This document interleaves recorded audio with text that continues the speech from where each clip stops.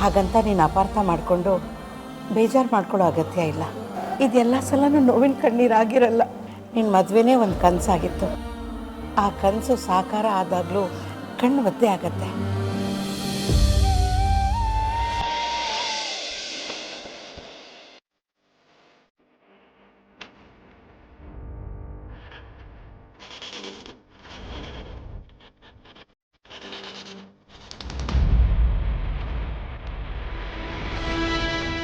ಅಳಿ ಅಳಿ, ಇನ್ಮೇಲಿಂದ ನಿಮ್ಮ ಜೀವನ ತುಂಬ ಬರೀ ಕಣ್ಣೀರೇ.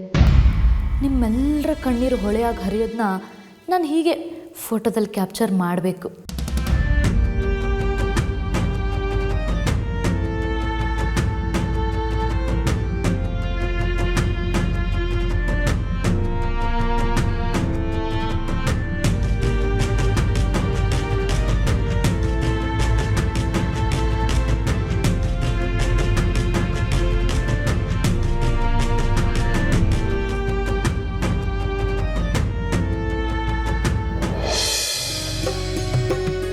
ಎಲ್ಲ ಬಂದಾಗಾಯ್ತಾ?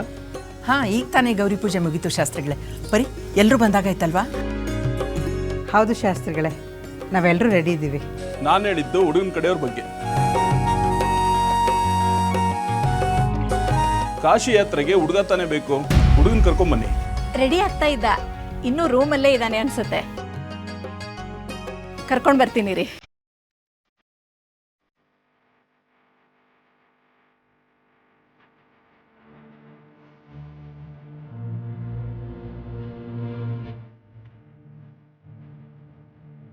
ಹೋಗಿರೋ ಸ್ಪೀಡಲ್ಲಿ ವಾಪಸ್ ಬರ್ತಾರೆ, ನೋಡ್ತೀರಿ ಸಾರ್ಥಕ್?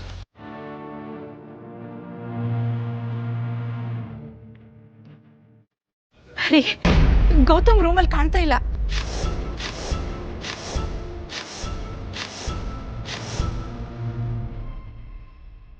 ಕಾಲ್ ಮಾಡು. ಮೊಬೈಲ್ ಇಲ್ಲೇ ಬಿಟ್ಟು ಹೋಗಿದ್ದಾನೆ.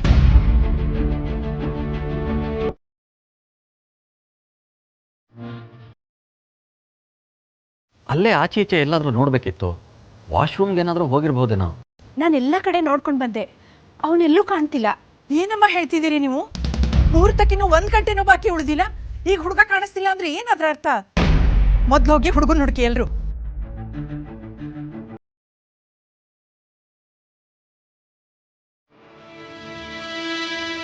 ಸಾರ್ಥಕ್, ನಿಮ್ಮ ತಾಯಿ ಇಷ್ಟೊಂದು ಜೋರು ಅಂತ ಗೊತ್ತಿದ್ದಿದ್ರೆ ಇರೋ ವಿಷಯ ಮೊದಲು ಅವರಿಗೆ ಹೇಳ್ಬೋದಿತ್ತು. ನಾನು ನನ್ನ ಪಾಠ ಶುರು ಮಾಡ್ಕೊಳ್ಳ. ವೆಯ್ಟ್, ಸಿಚುವೇಶನ್ಗೆ ಬೆಂಕಿ ಬಿದ್ದ ಮೇಲೆ ನೀವು ಮಾತು ಶುರು ಮಾಡಬೇಕು.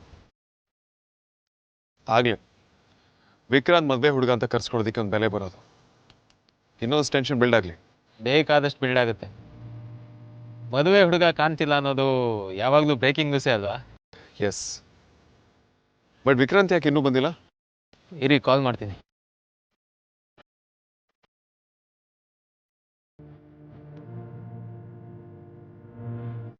ನಾಟ್ ರೀಚಬಲ್ ಅಂತ ಬರ್ತಿದೆ.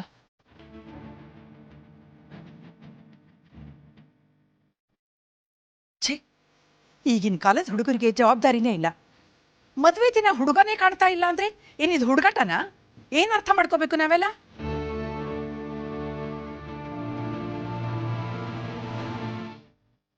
ಮೋಸ ಮಾಡ್ದ ಅಂತ ಅನ್ಕೋಬೇಕಾ? ಅಯ್ಯೋ ಅಕ್ಕ, ಬಿಡ್ತು ಅನ್ನು, ಹಾಗೆ ಮಾತ್ರ ಹೇಳಬೇಡ. ದಯವಿಟ್ಟು ನನ್ನ ಮಗನ ಬಗ್ಗೆ ಮನ್ಸಿಗೆ ಬಂದಾಗ ಮಾತಾಡಬೇಡಿ. ಅವನು ಬರ್ತಾನೆ. Sarthak, this the right time. ಶುರು ಹಚ್ಕೊಳ್ಳಿ.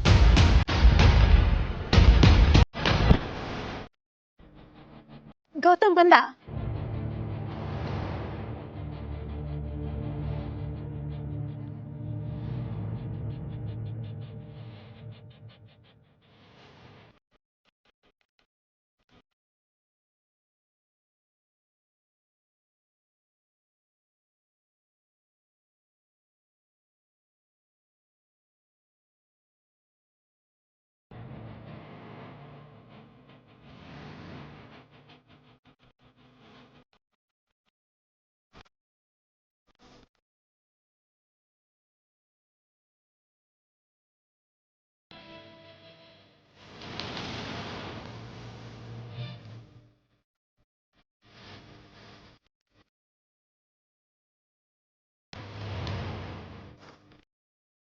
ಒಂದು ಕ್ಷಣ ನಾನು ಕಾಣಿಸ್ಲಿಲ್ಲ ಅಂತ ನಿಮ್ಮೆಲ್ಲರೂ ಗಾಬರಿ ಪಡಿಸಿದ್ದಕ್ಕೆ ನಾನು ನಿಮ್ಮೆಲ್ಲರ ಹತ್ರ ಕ್ಷಮೆ ಕೇಳ್ತೇನೆ.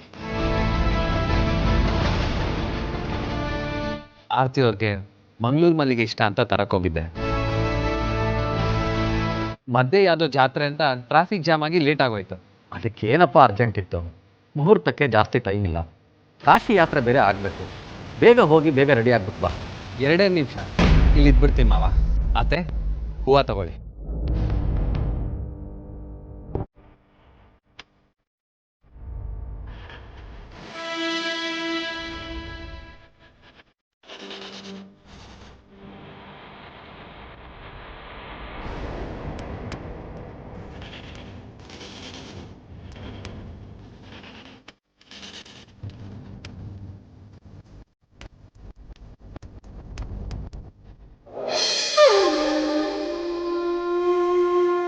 ಓ ವೇದಾಂತ್, ಸಾರ್ಥಕ್, ಬನ್ನಿ ಒಳಗೆ ಕೂತ್ಕೊಂಡು ಮಾತಾಡೋಣ.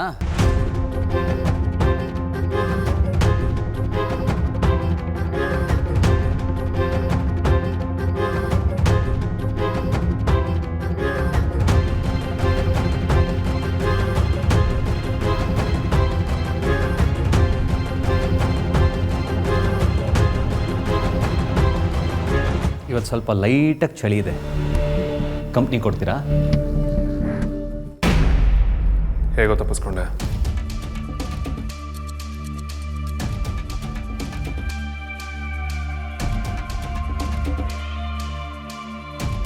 ತಪ್ಪಿಸ್ಕೊಂಡ ಅದು ನಾನು.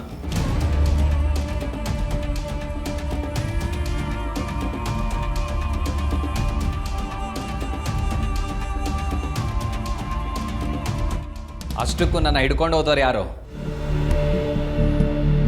ನಿನ್ನನ್ನು ನೀನು ಜೇಮ್ಸ್ ಬಾಂಡ್ ಅನ್ಕೊಂಡಿದ್ಯಾ ಮಿಸ್ಟರ್ ವೇದಾಂತ್?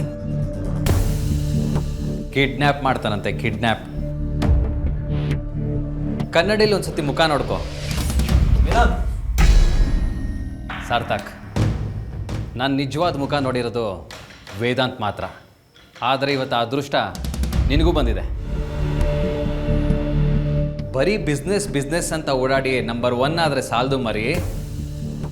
ಈ ಫೀಲ್ಡಲ್ಲಿ ನಿನಗೆ ನಯಾ ಪೈಸೆ ಎಕ್ಸ್ಪೀರಿಯನ್ಸ್ ಇಲ್ಲ. ಅದರಲ್ಲೂ ನೀನು ಎದುರಾಕೊಂಡಿರೋದು ನನ್ನಂಥ ಮಾಸ್ಟರ್ ಮೈಂಡ್ನ. ಇನ್ನೊಂದು ವಿಷಯ ಗೊತ್ತಾ? ನಿನ್ನೆ ನೀವು ರೂಮ್ ಹತ್ರ ಬಂದಾಗ ನಾನು ರೂಮಲ್ಲೇ ಇದ್ದೆ. ಚಮಕ್ ಕೊಡೋಣ ಅಂತ ಬಾತ್ರೂಮಲ್ಲಿ ಔಸ್ಕೊಂಡಿದ್ದೆ. ನಿಮ್ಮ ಹುಡುಗರು ಅದು ಯಾರನ್ನು ಹಿಡ್ಕೊಂಡು ಹೋದ್ರೋ ಏನೋ ಪಾಪ. ಹಾಗಾದ್ರೆ ನಾವು ಕಿಡ್ನಾಪ್ ಮಾಡಿದ್ದು ಯಾರನ್ನ?